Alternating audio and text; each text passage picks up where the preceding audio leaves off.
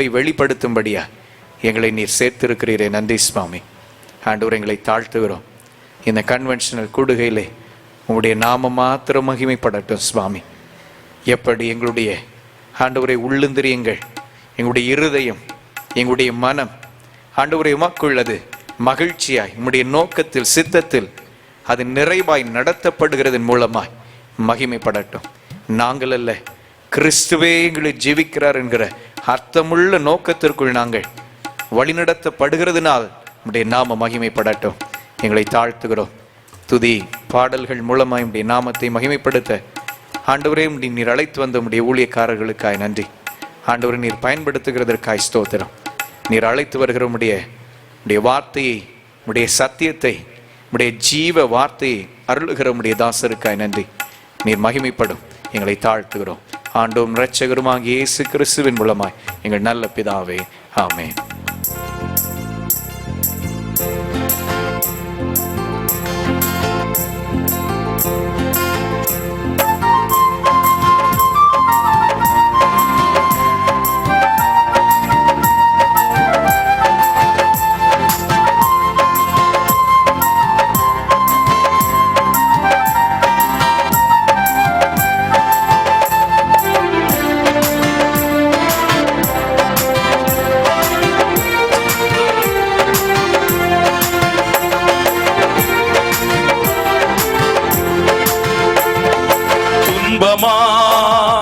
துயரமா அது தண்ணீர் பட்ட உடை போன்றதம்மா. துன்பமா துயரமா அது தண்ணீர் பட்ட உடை போன்றதம்மா.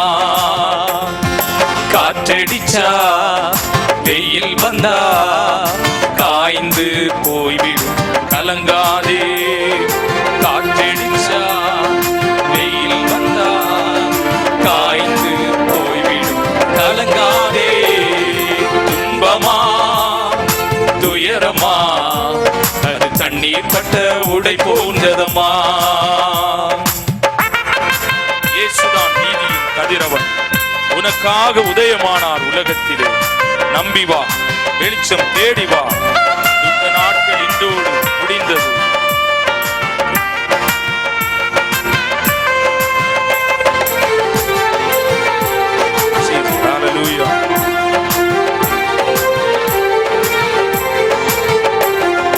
இயேசுதான் நீதியின் கதிரவன், அவர் உனக்காக உதயமானார் உலகத்திலே. இயேசுதான் நீதியின் கதிரவன், அவர் உனக்காக உதயமானார் உலகத்திலே. நம்பி வா, வெளிச்சம் தேடி வா, நம்பி வா, வெளிச்சம் தேடி வா. உன் துக்க நாட்கள் இன்றோடு முடிந்தது, உன் துக்க நாட்கள் இன்றோடு முடிந்தது.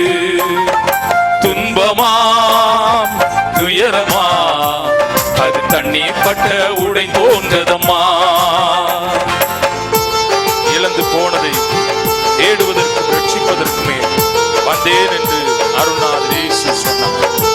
இந்த நம்பிக்கையோடு இந்த இடத்தில் கடந்து வந்திருக்கிறவர்கள் இளைப்பாறுதல் தரும் இயேசு வண்டை அவரை புகழ்ந்து உற்சாகமாய் பாடுவோமா?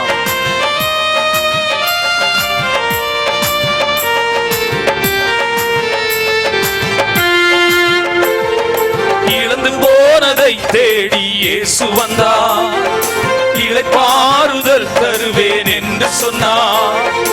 இழந்து போனதை தேடி இயேசு வந்தார், இளைப்பாறுதல் தருவேன் என்று சொன்னார். எழுந்து வா, போதும் பயந்தது, எழுந்து வா, போதும் பயந்தது.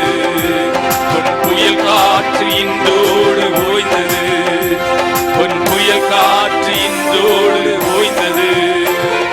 துன்பமா துயரமா அது தண்ணீர் பட்ட உடை போன்றதம்மா. துன்பமா துயரமா அது தண்ணீர் பட்ட உடை போன்றதம்மா. அல்லேலூயா. எல்லாரும் சத்தமா சொல்லுவோம், அல்லேலூயா, ஆமென். கர்த்தருடைய நாமம் மகிமைப்படுவதாக, பரிசுத்தப்படுவதாக. இந்த நேரத்திலும் இந்த இரண்டாவது நாள் கன்வென்ஷனல் கூடுகையிலே ஆண்டுடைய வார்த்தையை அப்படியே அதோடைய சாரம் குறையாமல் நமக்கு ஆண்டவர் தம்முடைய தாசர் மூலமாய் அருளும்படியாய் இந்த வேளையிலும் சகோதரர் அகத்தியன் அவர்களை அன்போடு வரவேற்கிறோம். கர்த்தர் இன்றைக்கும் அவருடைய வார்த்தையின் மூலமாய் நம்மோடு பேசுவாராக. Thank you, praise God. Praise God. கர்த்தருடைய நாமத்துக்கு மகிமை உண்டாகட்டும். இந்த இரண்டாவது நாளிலும் ஆண்டவருடைய வார்த்தையை நாம் கேட்க போகிறோம். எந்த நோக்கத்தோடு இயேசு கிறிஸ்து இந்த மண்ணுக்கு வந்தார்? இயேசு என்ற ஒரு நபர், இயேசு என்ற ஒரு ஃபோர்ஸ், இயேசு என்ற ஒரு பர்சனாலிட்டி இந்த உலகத்திற்கு ஏன் தேவை அப்படிங்கிற விஷயத்தை கிறிஸ்தவர்கள் தெளிவாக தெரிந்து கொள்வார்கள். ஆனால் வெளியில் இருக்கக்கூடிய எல்லாரும் ரொம்ப ஈஸியாக தெளிவாக கற்றுக்கொள்வார்கள். எனக்கு ஆசை, ஒரு ஆள் விடாம எல்லாரும் இயேசுவை தங்கள் இரட்சகராக ஏற்றுக்கொள்ள வேண்டும் என்று நான் ஆசைப்படுகிறேன். இந்தியாவில் உள்ள எல்லாரும் இயேசுவை இரட்சகராக ஏற்றுக்கொண்டு நித்திய ஜீவனை பெற்றுக்கொள்ள வேண்டும் ஆசைப்படுறவங்க மட்டும் கை வைத்து காமிங்க பார்க்கலாம். எதுக்கு கை வைத்தினியமோ? இந்தியாவில் உள்ள எல்லாரும் ரட்சிக்கப்பட்டு நித்திய ஜீவனுக்கு பிரவேசிக்க வேண்டும் அப்படின்னு ஆசைப்படக்கூடிய குரூப்ல நீங்க இருக்கிறீங்க. ரொம்ப சந்தோஷமாக இருக்கிறது. ஆனா ஏன் அவங்களுக்கு ஆண்டவர் இன்னும் ரீச் ஆக முடியல அப்படின்னா, நான் நேற்றுக்கு ஒரு வார்த்தை சொன்னேன், லீதியாளுடைய இருதயத்தை கர்த்தர் திறந்தருளினார். அப்படியானால் லீதியாளுடைய இருதயம் யாருடைய கண்ட்ரோல்ல இருக்குது? லீதியாளுடைய இருதயம் யாருடைய கண்ட்ரோல் இருக்கு? கர்த்தருடைய கண்ட்ரோல் இருக்குது. அவர் ஏன் திறக்காம வச்சுக்கிட்டு நம்ம உயிரை வாங்கிட்டு இருக்காரு? அவர் திறந்து விட்டாருன்னா எல்லாம் உள்ள வந்துருவாங்கல்ல. ஆனா அவர் திறக்க மாட்டேன்றாரு. ஏன் திறக்க மாட்டேன்றாரு அப்படின்னா, அவருக்கு ஒரு செகண்ட் தான் ஆகும் எல்லாரையுமே உள்ள ஓட, ரொம்ப நேரம் ஒன்றும் ஆகாது. ஆனா ரொம்ப ஈஸியான ப்ராசஸ் கர்த்தர் செய்யாம இருக்கிறதுக்கு என்ன காரணம் அப்படின்னா, நேற்றுக்கு நாம பார்த்தோம், திருச்சபை மக்கள் ரெடி ஆயிட்டாங்கன்னா வெளியில இருக்கிறவங்க எல்லாம் திருச்சபைக்கு வந்துருவாங்க. நேற்றுக்கு நம்ம படிச்ச ஒரு மிக முக்கியமான வசனத்தை நாம் திரும்பவும் வாசிப்போம். 1 திமோத்தி 1:15 வாசிக்கலாம். 1 Timothy chapter 1 and verse number 15 வாசிங்க.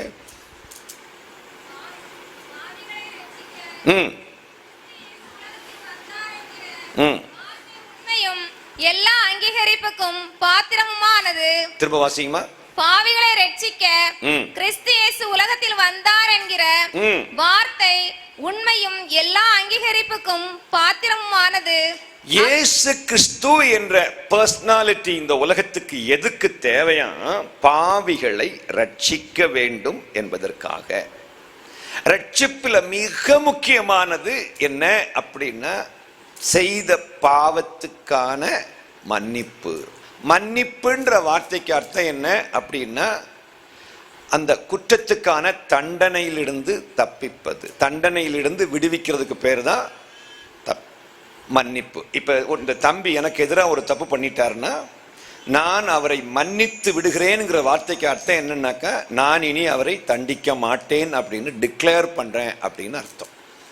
அப்ப பாவிகளை ரட்சிக்க வந்தார் அப்படின்னா மன்னிக்க வந்தார். மன்னிப்பிலிருந்து என்ன கிடைக்கிறது அப்படின்னாக்கா, இந்த பாவத்தின் விளைவாகிய சாபத்திலிருந்து நமக்கு விடுதலை கிடைக்கிறது. சாபத்தினுடைய ஒரு பகுதி தான் நோய். பாவம்னு ஒண்ணு இல்லைன்னா நோயின்னே ஒண்ணு இந்த உலகத்தில் இருந்திருக்காது. ஆதாமும் ஏவாளும் என்னைக்கு பாவம் செஞ்சாங்களோ அதுக்கு பிறகுதான், அந்த கீழ்ப்படியாமைக்கு பிறகுதான் நோய் இந்த உலகத்துக்கு வருகிறது. நம்ம ஆட்கள் சொல்லுவாங்க, உடம்பு நல்ல உடம்பு ரொம்ப ஸ்ட்ரெயின் பண்ணி உழைக்கணும், அப்பதான் ரொம்ப காலம் உயிரோடு இருக்க முடியும் அப்படி சொல்லுவாங்க. இல்லை எக்ஸசைஸ் எல்லாம் பண்ணணும் அப்படின்னு. ஆனா ஆக்சுவலா ஆதாம் பாவம் செய்யறதுக்கு முன்னாடி அவன் வியர்வை சிந்தவில்லை. அவன் எதுக்கு பிறகு வேர்வை சிந்துறான்? உடம்பை விட்டு இந்த துர்நீர் வெளியே போனா நல்லது அப்படின்னு நம்ம சொல்றோம்ல. உடம்பை விட்டு இந்த இந்த என்னது வெளியே போனோம்? வேர்வை வெளியே போறது ரொம்ப நல்லது அப்படின்னு நாம சொல்றோம்ல. நெற்றி வேர்வை நிலத்தில் விழ நாம் வேலை செய்து உண்ண வேண்டும் இப்படி சொல்றோம் இல்லையா? அது ஆக்சுவலா ஒரு ஆசீர்வாதமாக நாம நினைக்கிறோம். ஆனா பைபிளை நாம் வாசிக்கும் போது அதை ஆசீர்வாதமாக பார்க்கவில்லை. பைபிளை நாம் வாசிக்கும் போது, பிரசவிக்கும் போது அழுது பிரசவிக்கிறாங்கல்ல, இது ஒரு ஆசீர்வாதமாக நான் பைபிள்ல பார்க்கல. இதெல்லாம் சாபத்தினுடைய பட்டியலில் இருக்கிறது. ஆனால் நாம் இன்னைக்கும் அந்த சாபத்தில் இருக்கிறதுக்கு என்ன காரணம் அப்படின்னா, கடவுளை நாம் முழுமையாக தெரிந்து கொள்ளவில்லை. இயேசு எதற்காக வந்தார் அப்படின்னா, இயேசு கிறிஸ்து பாவத்திலிருந்து மட்டும் நம்மை பாவ மன்னிப்பு மட்டும் கொடுக்கறதுக்காக அல்ல. ஏன்பா நான் இனி உன்னை தண்டிக்க மாட்டேன் அப்படி சொல்றதுக்காக வேண்டி மட்டுமல்ல, பாவத்தினால் உருவான சாபங்களில் இருந்தும் நம்மை விடுவிப்பதற்காக இயேசு பெருமான் இந்த மண்ணுக்கு வந்தார். இப்ப இயேசு கிறிஸ்து இந்த உலகத்துக்கு வந்து பாவிகளை ரட்சிப்பதற்காக வந்து தன்னுடைய உயிரை கொடுத்தால்தான் சாதிக்க முடியும் என்ற விஷயம் என்ன விஷயம் என்பதை நேற்று நாம் தெளிவாக பார்த்தோம். வெறும் பாவ மன்னிப்புக்காக, வெறும் அற்புதங்களை நடப்பித்து மக்களை தன் மந்தைக்குள் சேர்ப்பதற்காக அவர் இப்படி மறிக்க வேண்டிய தேவையில்லை. பாவ மன்னிப்பிற்காக வேண்டி பழைய ஏற்பாட்டின் நாட்களிலே மிருக ஜீவன்கள் பலி கொடுக்கப்பட்டன. அந்த பலியின் மார்க்கத்தை அப்படியே கண்டினியூ பண்ணிட்டு போயிருக்கலாம் கடவுள்.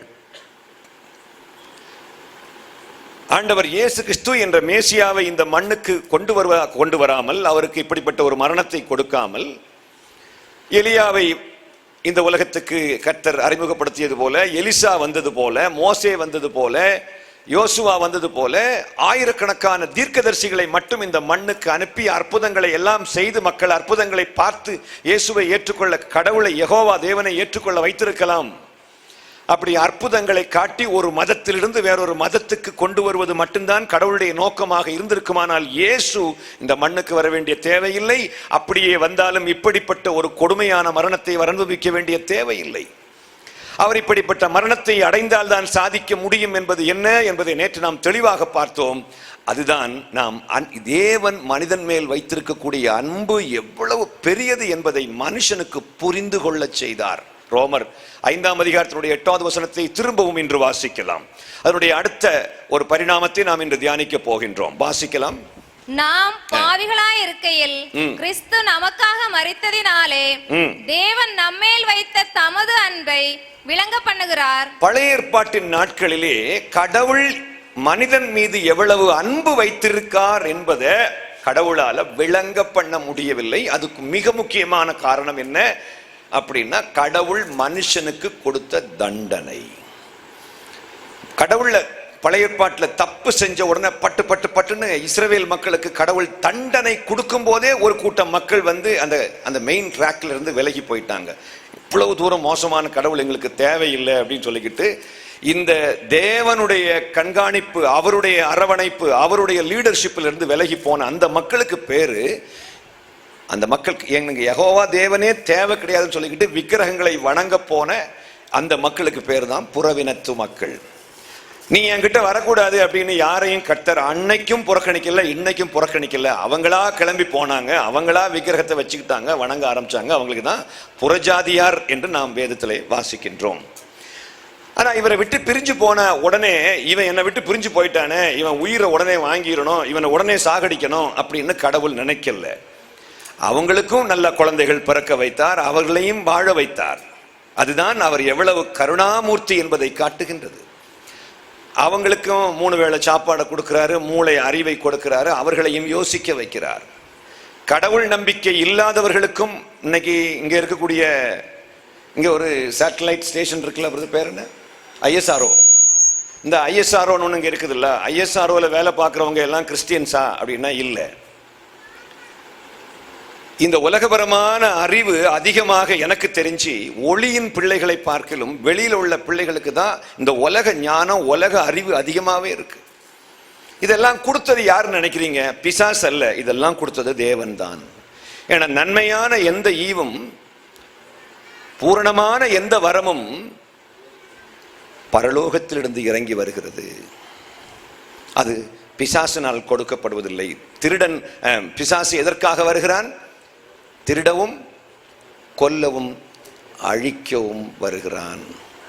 கெட்டவங்களுக்கும் நல்ல காரியங்கள் நடக்கிறதுக்கு காரணம் பிசாசு அல்ல, அதுக்கும் காரணம் கடவுள் அவர்கள் மேல் வைத்திருக்கக்கூடிய பாசம்.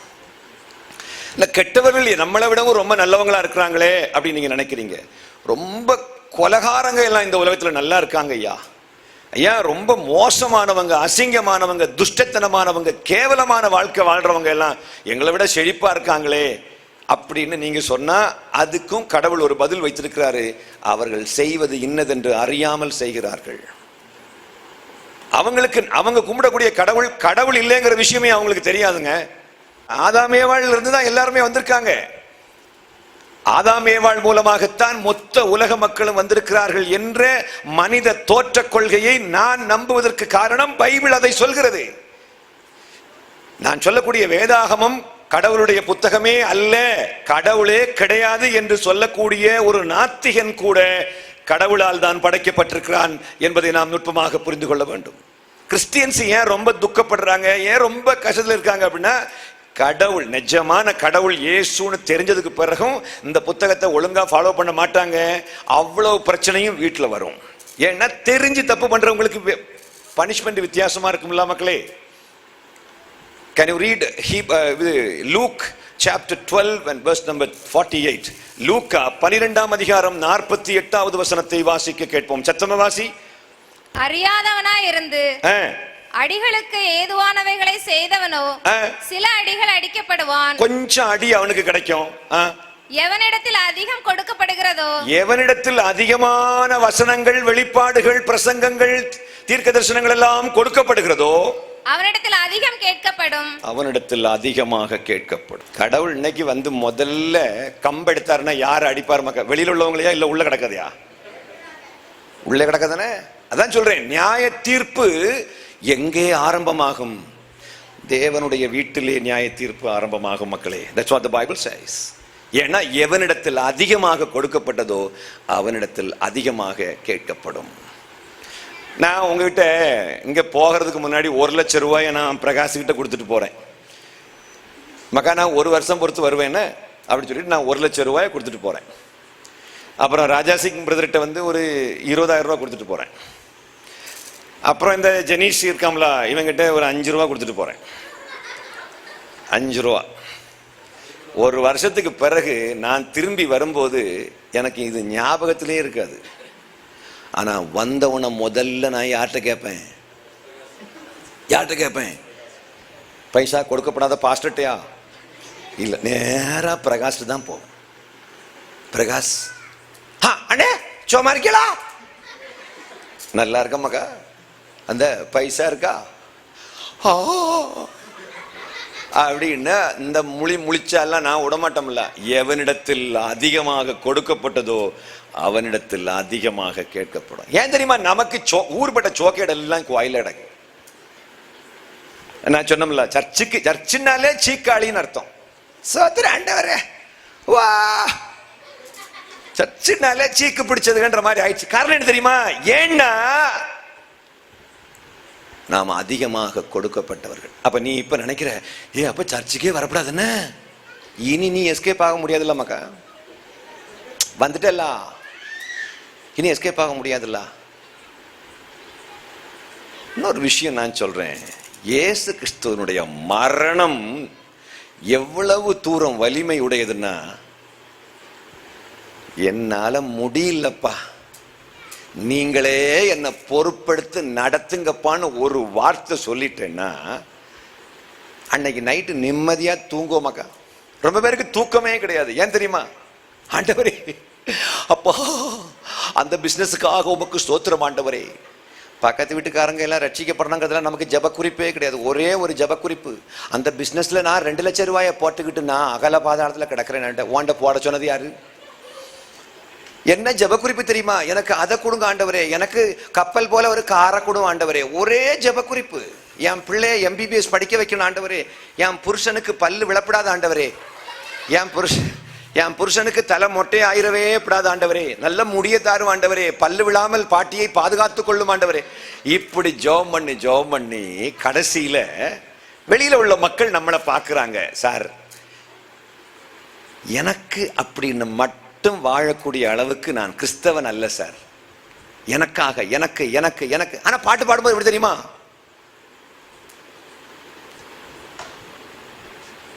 இயேசு எதற்காக இந்த உலகத்திலே வந்தார் அப்படின்னா, ஏன் இப்படிப்பட்ட ஒரு மரணத்தை அடைய வேண்டும் அப்படின்னா, இன்னைக்கு அந்த 2வது பரிமாணத்தை நாம் வாசிக்கும் 1 கொரிந்தியர் 10ஆம் அதிகாரத்தினுடைய 31வது வசனத்தை நாம் வாசிக்க கேட்போம். ஆகையால் நீங்கள் புசித்தாலும் குடித்தாலும் எதை செய்தாலும் எல்லாவற்றையும் தேவனுடைய மகிமைக்கென்று செய்யுங்கள். எல்லாரும் சேர்ந்து வாசிப்போமா? 1 கொரிந்தியர் 10:31. எல்லாம் சேர்ந்து வாசிங்க மக்களே. ஆகையால் நீங்கள் புசித்தாலும் குடித்தாலும் மற்றெதை செய்தாலும் எல்லாவற்றையும் கடவுளுக்கு புகழ்ச்சி உண்டாகுமான்னு பார்த்து பார்த்து செய்யுங்கள். அல்லேலூயா.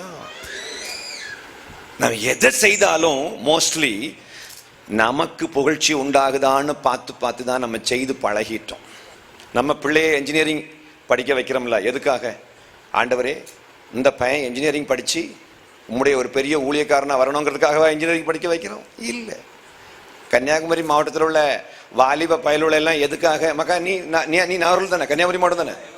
எல்லாம் கன்னியாகுமரி மாவட்டம் தான். கன்னியாகுமரி மாவட்ட பிள்ளைகளை எதுக்கு என்ஜினியரிங் படிக்க வைக்கிறாங்க? எதுக்கு டாக்டர் படிக்க வைக்கிறாங்க? அவன் 12ஆம் கிளாஸ் படித்த பையனுக்கு பொண்ணு தேடனா 2 லட்சம் ரூபாய்க்கு பொண்ணு வரும். அவன் எம்பிபிஎஸ் படித்ததுக்கு பிறகு அவனுக்கு பெரிய பணக்கார வீட்டிலிருந்து வரும். ஆக எதுக்காக படிக்க வைக்கிறாங்கன்னா வருவாய் தருணம் அதுவே. அப்ப டோட்டலா அந்த பைசாவை மனசுக்குள்ள வச்சு படிக்க வைக்கும் போது கடைசியில் ஒரு வார்த்தை சொல்லுவாங்க, ஆண்டவரே உம்முடைய மகிமைக்காக இந்த பிள்ளை நல்லா படிக்கட்டும் ஆண்டவரே. மனசுக்குள்ள யாருக்கு புகழ்ச்சிக்காக? யாருடைய மகிமைக்காக? யாருடைய லாபத்துக்காக? நம்ம லாபத்துக்காக. பட் இயேசு செத்தது அதுக்காக இல்லை மக்களே.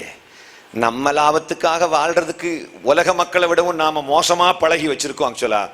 But the meaning of the crucifixion, சிலுவை மரணத்தினுடைய மிக முக்கியமான நோக்கம் நமக்காக வாழ்வது அல்ல, அவருக்காக வாழ்வது.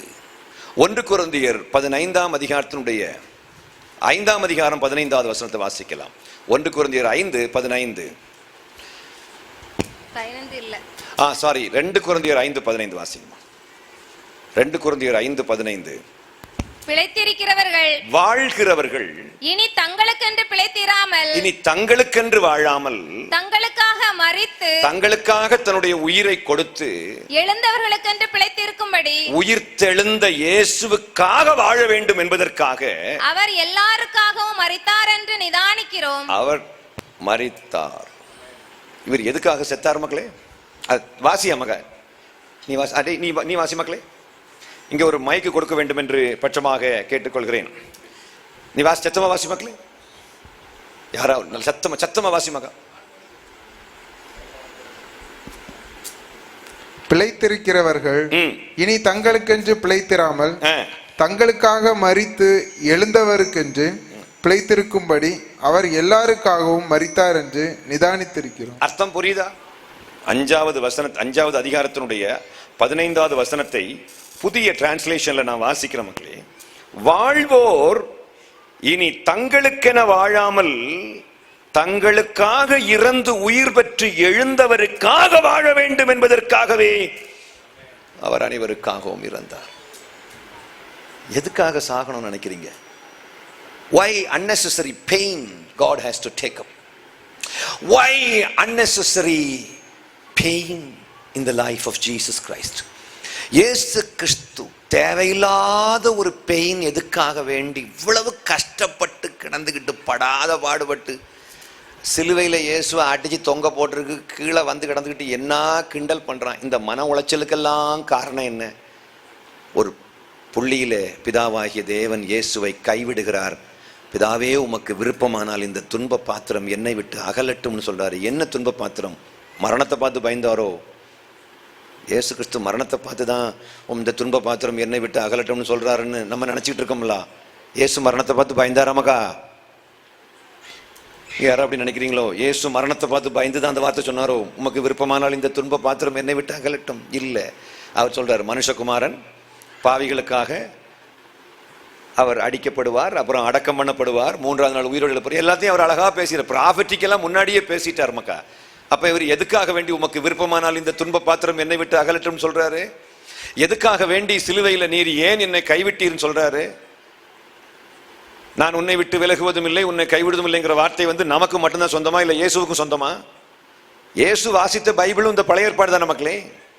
அந்த பழைய ஏற்பாடு தான் போட்டிருக்கு, நான் உன்னை விட்டு விலகுவதும் இல்லை உன்னை கைவிடுவதும் இல்லைங்கிற வசனம் பழைய ஏற்பாட்டில் போட்டிருக்கு. அந்த வசனம் யோசுவா 1ஆம் அதிகாரத்தினுடைய நான் உன்னை விட்டு விலகுவதும் இல்லை உன்னை கைவிடுவதும் இல்லை என்று யோசுவா கிட்ட சொல்றாரு. அந்த வசனம் யோசுவாவுக்கு மட்டும் சொன்னதில்லை, இயேசுவுக்கும் சேர்த்து சொன்னதுதான். ஆக தேவன் இயேசுவை கைவிட மாட்டார். ஆனா இயேசு சொல்றாரு சிலுவையில, பிதாவே ஏன் என்னை கைவிட்டீர் அப்படின்னு. அந்த மிக முக்கியமான இடத்துக்கு நான் வர்றேன். எதுக்காக வேண்டி உமக்கு விருப்பமானால் இந்த துன்ப பாத்திரம் என்னை விட்டு அகலட்டும் சொன்னார்னா, இயேசு கிறிஸ்துவை பிதாவாகிய தேவன் ஒரு கணப்பொழுது கைவிடப் போகிறார் என்று பிதாவாகிய தேவனுடைய திட்டத்தை இயேசு தெரிந்து கொள்கிறார். தெரிந்துகிட்டு சொல்றார், ஆண்டவரே என்னை விட்டு விலகிராதீங்க ஐயா, என்னை விட்டு விலகிராதீங்க, என்னை விட்டு விலகிட்டீங்கன்னா நான் துடிச்சு போயிடுவேன். ஏன்னா 2 பேரும் சேர்ந்து இருக்கிறதுனால தான் எந்த பிரச்சனை வந்தாலும் நான் தாங்கிக்குவேன். இதெல்லாம் பைபிள்ல போடல. ஆனா அவர் சொல்றார், உமக்கு விருப்பமானால் இந்த துன்ப பாத்திரம்னு அவர் சொல்றது சிலுவை மரணம் அல்ல, எவ்வளவு மோசமான மரணம் வந்தாலும் சரிதான். இயேசு கிறிஸ்து அந்த மரணத்தை தாங்குகின்ற சக்தி உடையவராக இருந்தால், ஏன்னா இயேசுவை விட்டு பிதாவாகிய தேவன் பிரிவதே இல்லை. ஏன் என்ன ஒரு செகண்ட் கைவிட்டீங்க அப்படின்னு சிலுவையில கேட்கிறாருன்னா அதைத்தான் சொல்றாரு, நீங்க என்ன விட்டு எங்கேயும் போக கூடாது. எதற்காக கைவிடப்பட வேண்டும்? எதற்காக தெரியுமா? திரும்பவும் அந்த 2 கொரிந்தியர் 5:15 வாசி மக்களே. நான் இதுல என்னுடைய புதிய டிரான்ஸ்லேஷன்ல வாசிக்கிறேன். எல்லாம் இங்க கவனிமா. பாட்டி ஹலோ, இங்க பாருங்க. பிழைத்திருக்கிறவர்கள் மக்கள், நான் வாசிக்கிறேன். வாழ்வோர் நம்மெல்லாம் இனி தங்களுக்கென வாழாமல், தங்களுக்கென வாழ்வதுன்னா என்னது மக்கா? தங்களுக்கென்று, உனக்காக நீ வாழ்வதுன்னா என்னது?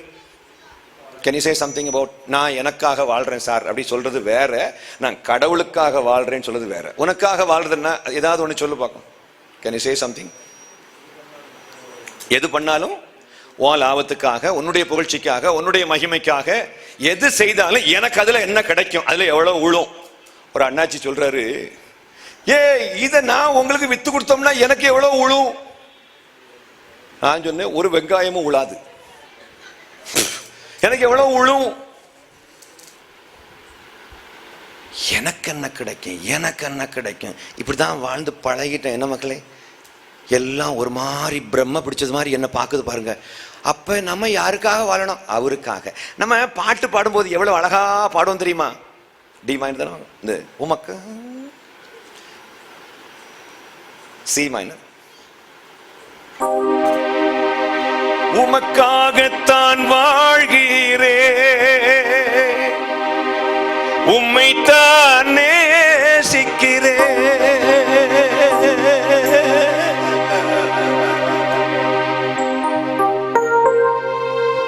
நான் கேட்க, நெஞ்ச தொட்டு சொல்லுமக்கா, அவருக்காகவா வாழ்றோம்? நம்ம அவருக்காகவா வாழ்றோம்? நம்ம ஆக்சுவலா கம்ப்ளீட்லி நமக்கு என்ன கிடைக்கும், எனக்கு என்ன கிடைக்கும், இதுக்கு நாமவும் பொறுப்பு கிடையாது. ஏன் தெரியுமா? நாமளை அப்படி வளர்த்து வச்சிருக்கிறதும் ஊழியக்காரங்க தான்.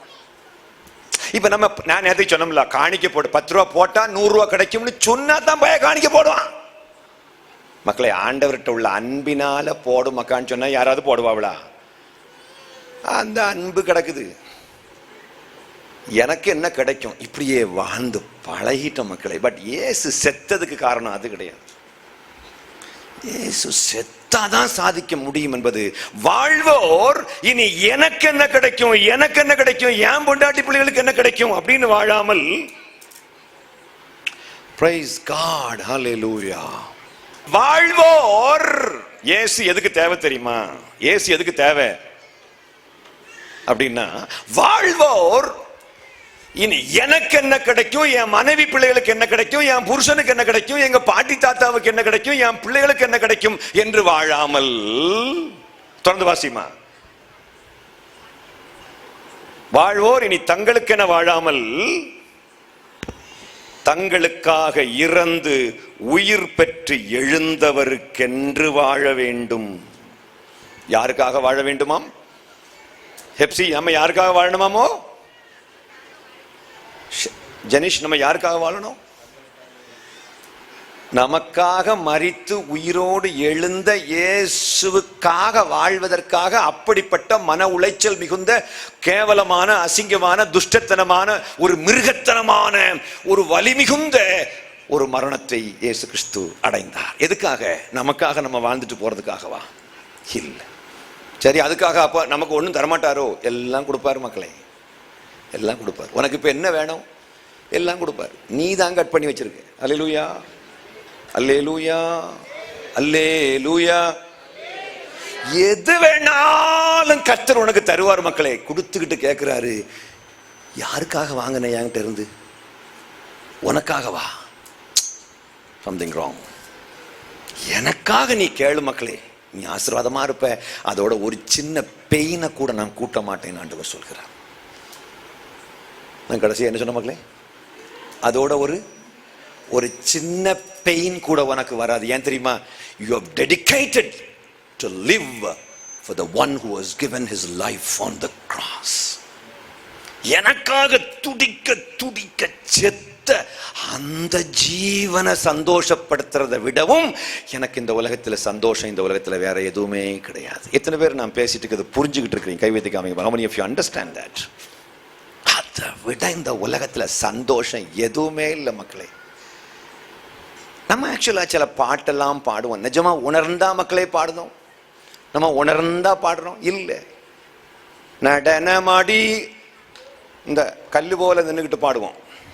நடனமாடி ஸ்தோத்தரிப்பேன் நாதா நான் உம்மை துதிப்பேன். அது மாதிரி இந்த கிறிஸ்மஸ் டைம் வரும்பொழுது we wish you a merry Christmas and happy new year. Happy new year மூஞ்சி பார்த்தா தெளிவா தெரியும். இது என்ன ஹாப்பி நியூ இயர்? இது ஹாப்பியா? இது ஓ ஓ ஓ ஓ ஓ. யாருக்கு வேணும் உங்க மேரி கிறிஸ்மஸ் எல்லாம்? People of the whole world, you know, they watch it and immediately they flip this channel. இந்த மாதிரிப்பட்ட சேனல் எல்லாம் ஃபிளிப் பண்ணிட்டு அடுத்த சேனலுக்கு போறாங்க. விவேக்குடைய காமெடியை பார்க்கறாங்களே தவிர உங்களுடைய ட்ராஜடியை அவங்க பார்க்க மாட்டாங்க. Now listen to me மக்களே. எதுக்காக இயேசு வந்தாரு தெரியுமா மக்கா? உனக்கு கெட்ட வார்த்தை பேச தெரியும், ஆனா எனக்காக ஜீவனை கொடுத்தவர் என்கிட்ட சொன்னாரு, மக்கா நீ என் புகழ்ச்சிக்காக நீ வாழ்ற, என்னுடைய மகிமைக்காக நீ வாழ்ற, என்னுடைய உயர்வுக்காக, என்னுடைய வசதிக்காக, என்னுடைய லாபத்திற்காக, என்னுடைய இம்பார்ட்டன்ஸ், எனக்கு முக்கியத்துவம் கொடுத்து என்னை வணங்கி என்னை ஆராதித்து எனக்காக நீ வாழ்கிறாயானால் உனக்கு கெட்ட வார்த்தை பேச தெரிஞ்சாலும் நீ திருப்பி கெட்ட வார்த்தை பேசக்கூடாது. சில பாவங்கள் நமக்கு செய்ய தெரியாததுனால நம்ம பண்ணாம இருப்போம். அது ஒன்றும் பெரிய விஷயம் கிடையாது மக்களே. இந்த பாவம் செய்ய தெரிஞ்சாலும் நம்ம பண்ணாம இருப்போம் தெரியுமா? அங்கதான் பிசாசை பார்த்து கர்த்தர் சிரிப்பாரு. டேய் கருப்பு, பாடுறா என் பிள்ளைய, என் பையனை பார்த்தியா? எத்தனை பேர் நினைக்கிறீங்க நான் கடவுளுக்காக வாழ விரும்புகிறேன் பிரதர்? கை காட்டுங்க பார்க்கலாம். I want to live for God alone. அது கொஞ்சம் பேர் கையை உயர்த்திட்டு மூக்கை நவுடிட்டு கீழே போட்டாவ. நான் கூட்டத்தில் கடவுளுக்காக வாழணும்னு சொன்ன உடனே என்ன வாழதுக்காக போகிறேன்? நான் கடந்து வந்த இடுப்பு வலி கடந்து போவாதான்னு இருக்கு. சோத்திர ஆண்டவரே இந்த பகுதியில் இந்த ஏரியாவில் சம் ப்ராப்ளம், அந்த ப்ராப்ளம் உன்னை விட்டு விலகுவதும் இல்லை, உன்னை கைவிடுவதும் இல்லை. See, for God to heal, நோய் குணப்படுத்துறது ஆண்டவருக்கு லேசான காரியம் மக்களே. It's a simple matter. செத்த பணத்தை பார்த்து பரமாத்மா சொல்றாரு, அந்த சிறுமி தூங்குகிறாள். கிட்ட இருந்த மக்கள் என்ன சொல்லியிருப்பாங்க?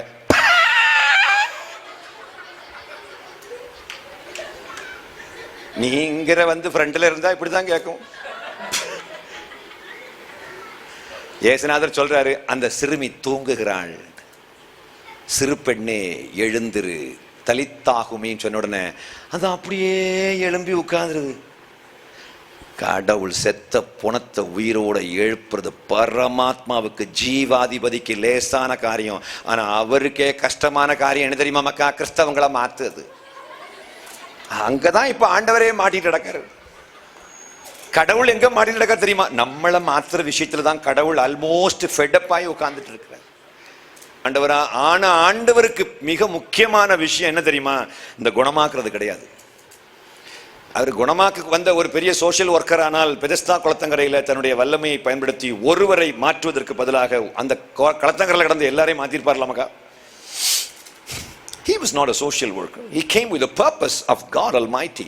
பிதாவாகிய தேவனுடைய சித்தத்தை செய்ய வந்தார். ஏன்னா இயேசு தன்னுடைய டேஸ்டுக்காக, தன்னுடைய நோக்கத்துக்காக, தன்னுடைய சுய இச்சைக்காக, தன்னுடைய மகிமைக்காக, தன்னுடைய புகழ்ச்சிக்காக, தன்னுடைய லாபத்துக்காக, தன்னுடைய திருப்திக்காக, தன்னுடைய உயர்வுக்காக, தன்னுடைய ராஜ்யத்தை ஸ்தாபிப்பதற்கு இயேசு வரவில்லை.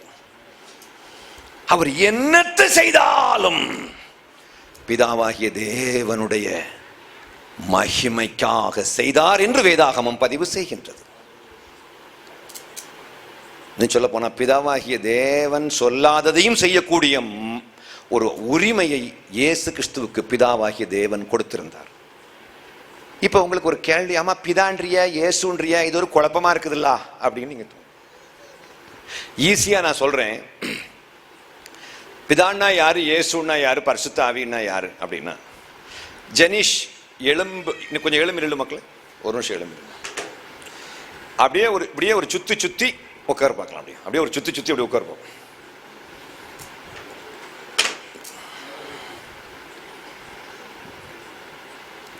இவனை எலும்பி சுத்தி உட்கார வச்சது நானா, என் வார்த்தையா?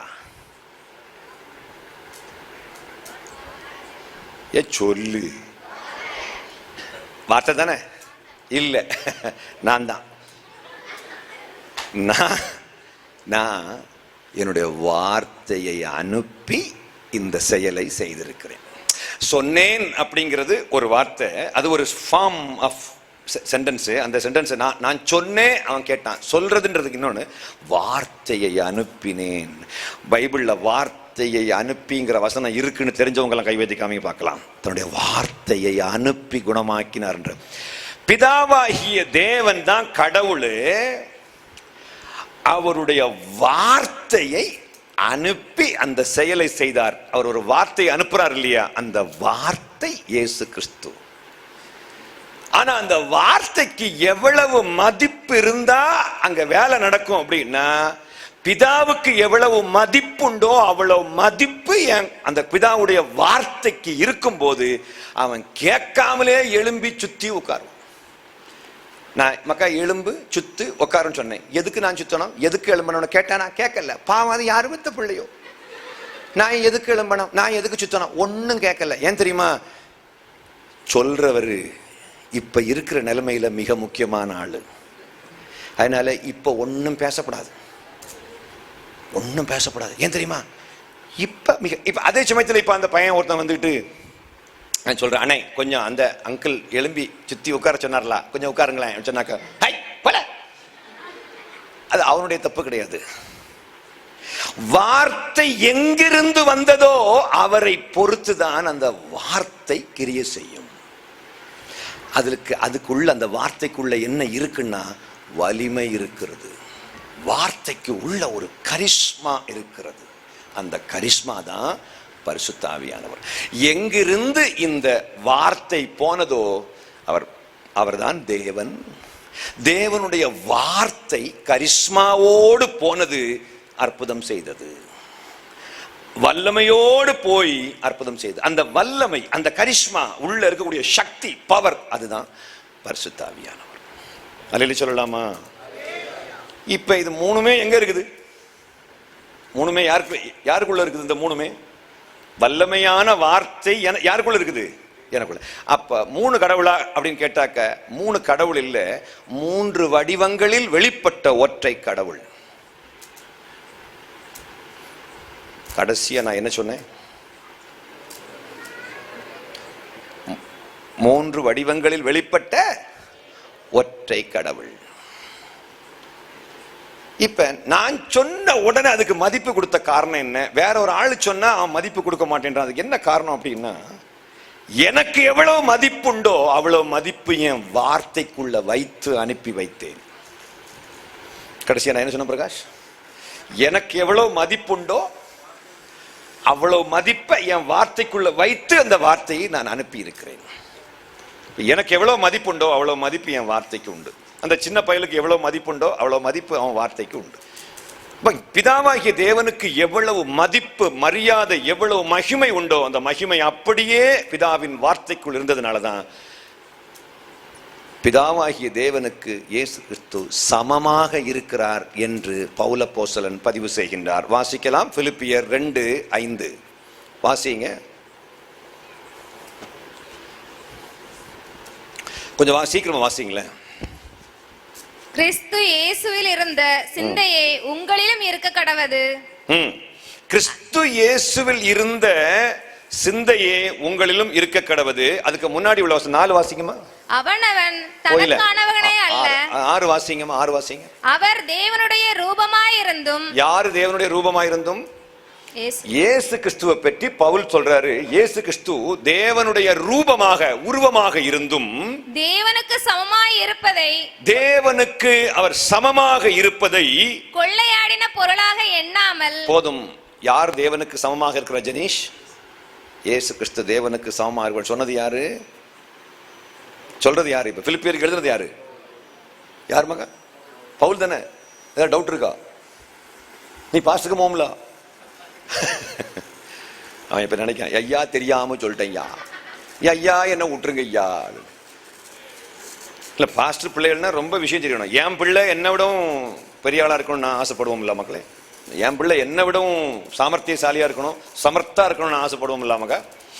அதான் பாஸ்டருடைய மகன்னாக்க நீ ரொம்ப சமர்த்தா இருக்கணும்னு ஆசைப்படுறேன். அல்லேலூயா சொல்லலாமா? அல்லேலூயா. இயேசு கிறிஸ்து பிதாவாகிய தேவனுக்கு சமமானவர் என்று சொன்னது யார்? பவுல். பவுல் சொல்றாரு, எங்களுக்கு கிறிஸ்துவின் சிந்தை உண்டாயிருக்கிறது. அப்ப பவுலை சொல்ல வச்சது யாரு? எங்களுக்கோ கிறிஸ்துவனுடைய சாஃப்ட்வேர் உண்டாயிருக்கிறது. அப்படி நான் பவுலை சொல்ல வச்சது யார் மக்களே? நீ ஏன் ஒரு மாதிரி பார்க்க மக்கா? வாழ்க்கைன்னா முன்ன பின்ன இருக்குதாண்டே செய்யும். அப்ப பவுலை சொல்ல வச்சது யாரு மக்களே? பவுல் சொல்றாரு, இயேசு கிறிஸ்து பிதாவாகிய தேவனுக்கு சமமாக இருக்கா. சொன்னது யாரு? பவுல். பவுல் சொல்றாரு, எங்களுக்கோ கிறிஸ்துவின் சிந்தை உண்டாயிருக்கிறது. அப்ப பவுலை சொல்ல வச்சது யாரு? கிறிஸ்து. அல்லேலூயா. இப்ப நல்ல ஒரு விஷயத்தை நுட்பமாக நாம் புரிந்து கொள்ள வேண்டும். இந்த கிறிஸ்துவுக்கு சமமாக இருக்கிறார் என்று இயேசுவை பற்றி பவுல் சொல்கிறார். இயேசு தன்னை பற்றி என்ன சொல்கிறார் அப்படின்னா அதை வாசிக்கலாம். யோவான் 14:28 நான் போவேன் என்றும் திரும்பி உங்களிடத்தில் வருவேன் என்றும் நான் உங்களுடனே சொன்னதை கேட்டீர்களே. நீங்கள் என்னில் அன்புள்ளவர்களாயிருந்தால் பிதாவின் இடத்திற்கு போகிறேன் என்று நான் சொன்னதை குறித்து சந்தோஷப்படுவீர்கள். ஏனெனில் என் பிதா என்னிலும் பெரியவராயிருக்கிறார். இது சொல்றது யார் மக்களே? யார் சொன்னதுப்பா? இப்ப யாருக்கு டவுட் வருது? நேற்றைக்கு ஒரு விஷயத்துல டவுட் வந்துடல. நியாயமா கவனிச்சவங்களுக்கு தான் டவுட் வரும், கவனிக்காதவங்களுக்கு டவுட்டே வராது. 2 பேருக்கு டவுட் வராது மக்கா. ஜெனீஷ், 2 பேருக்கு டவுட் வராது. யாருக்கெல்லாம் தெரியுமா? தெரிஞ்சவங்களுக்கும், எல்லாம் தெரிஞ்சவங்களுக்கும் டவுட் வராது. ஒண்ணுமே கவனிக்காம இருப்பாங்க தெரியுமா, அவங்களுக்கு டவுட்டே வராது. நீங்க இப்ப எந்த கேட்டகரியில இருக்கிறீங்க? முதல்ல நான் என்ன வாசித்தேன்? கிறிஸ்து தேவனுக்கு சமமாக இருக்கிறார்னு. இங்க இயேசு கிறிஸ்து தன்னை பற்றி என்ன சொல்கிறார்? எல்லோ ஷர்ட் தம்பி சொல்லுங்க. இயேசு கிறிஸ்து தன்னை பற்றி என்ன சொல்கிறார் தம்பி?